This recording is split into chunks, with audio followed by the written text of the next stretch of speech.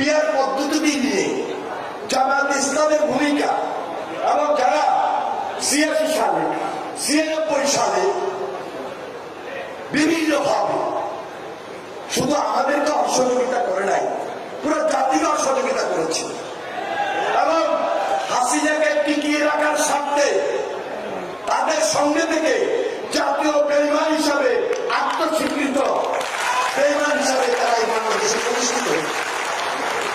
সর্বশেষ মনে রাখেন, এই যে ১৭ বছর এই যে ইসলামী শাসনতন্ত্র আন্দোলন, চরমনাই পীর বলে, পীর নয় ভণ্ড, তারা হাসিনাকে স্থায়িত্ব দিয়েছিল। এমন কোন দালালি ফাঁকা মার্কার ছিল না, তারা এই বাংলাদেশের ইতিহাসকে কলঙ্কিত করে নাই।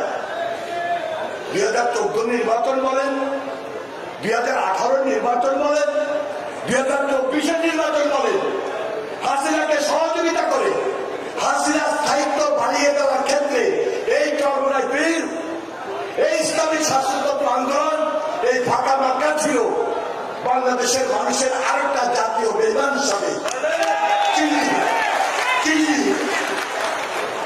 তাহলে তারা আজকে নির্বাচনের বিরুদ্ধে যে আন্দোলনটা করছে, ১৭ বছর আমরা যখন লড়াই করছি, সংগ্রাম করেছি,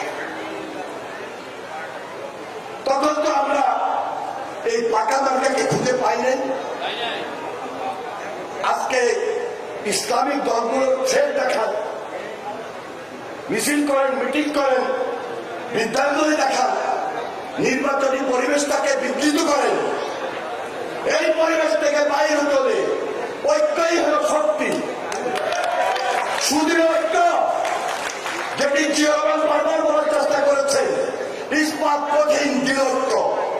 এই ঐক্য জিয়া রহমানের ডুপ্লিকেট, তারেক রহমানের নেতৃত্বে বাংলাদেশে আমরা প্রতিষ্ঠিত করতে